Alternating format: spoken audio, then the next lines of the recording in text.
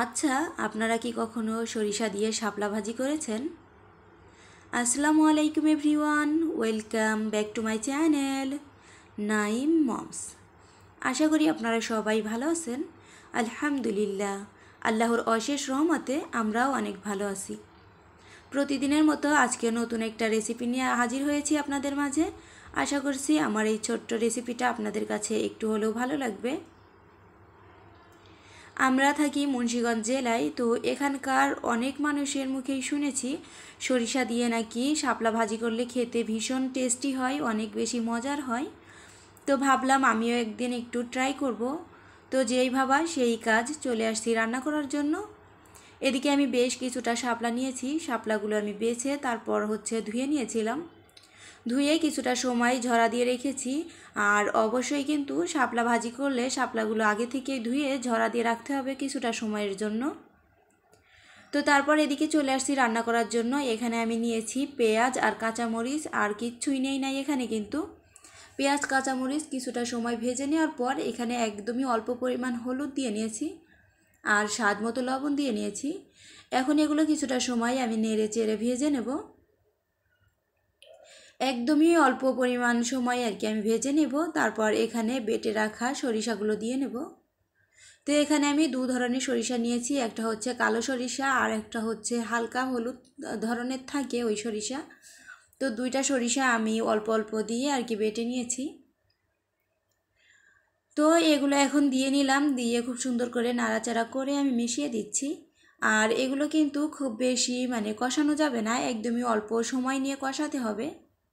এই পর্যায়ে আমি চুলার জালটা একটু বাড়িয়ে দিয়েছি, তারপর এটা একটু ভেজে নিলাম।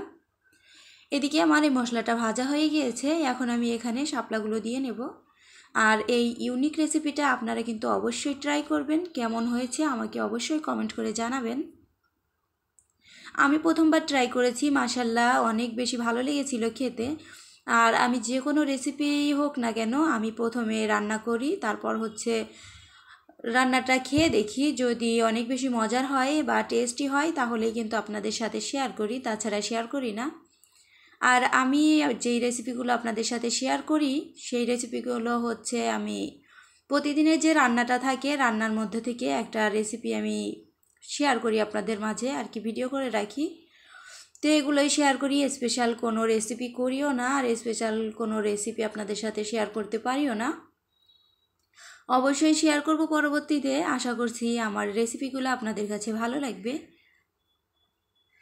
তো যাই হোক, এদিকে কিন্তু আমি শাপলাটা ভেজে নিচ্ছি, আর শাপলাটা কিছুটা সময় পর কিন্তু অনেকটাই পানি ছেড়েছে। তো এই পানিটা চুলার জালটা বাড়িয়ে শাপলাগুলো সিদ্ধ করে নেব। এ পর্যায়ে কিন্তু ঢাকনা দিয়ে ঢাকা যাবে না, ঢাকনা দিয়ে ঢাকলে কিন্তু শাপলাগুলো একদমই নরম হয়ে যায়। তো শাপলার পানিটা কিন্তু অনেকটাই শুকিয়ে আসছে, আমি চুলার জালটা বাড়িয়ে দিয়ে তারপর রান্নাটা করে নিয়েছি। তো এদিকে অনেকটাই পানি শুকিয়ে আসছে, আর আমার শাপলাটা কিন্তু অনেক বেশি সিদ্ধ হয়ে গিয়েছে। আমি আর অল্প কিছু সময় রান্না করব। তো আমি এখন খুব বেশি নাড়াচাড়া করব না, তাহলে কিন্তু শাপলাগুলো একদম ঘেটে যাবে। এই জন্য আমি এভাবে করেই কিছুটা সময় রান্না করে তারপর যখন একদমই ঠান্ডা হয়ে আসবে প্রায়, তখন শাপলাগুলো নামিয়ে নেব। আশা করছি আমার এই সরষা দিয়ে শাপলা রান্নাটা আপনাদের কাছে অনেক ভালো লাগবে। অবশ্যই এভাবে ট্রাই করবেন, আশা করি আমার এই রেসিপি দেখে নিরাশ হবেন না, আপনাদের কাছে এই রেসিপিটা ভালো লাগবে।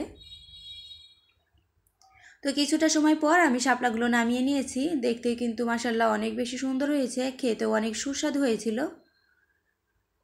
তো আপনারা চাইলে বাসায় এভাবে ট্রাই করে শাপলাটা ভাজি করে নিতে পারেন। আর এখন যেহেতু শাপলার সিজন, এখন অনেক বেশি শাপলা পাওয়া যায়।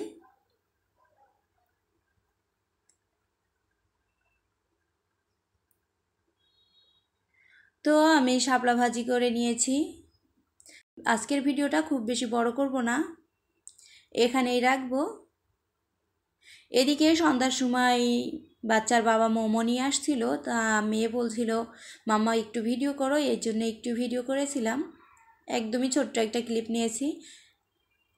তো এদিকে খাচ্ছিলাম আমরা মা মেয়ে। তো বললো একটু ভিডিও করো, এই জন্যই আর কি ভিডিওটা করা, একদমই লাস্টের দিকে আপনাদের সাথে শেয়ার করছি। আশা করছি আমার এই আজকের ভিডিওটা আপনাদের কাছে একটু হলেও ভালো লেগেছে। তো আজকের ভিডিওটা এই পর্যন্তই রাখবো। সবাই ভালো থাকবেন, সুস্থ থাকবেন। আল্লাহ হাফেজ। দেখা হবে পরবর্তী কোনো ভিডিওতে। আসসালামু আলাইকুম।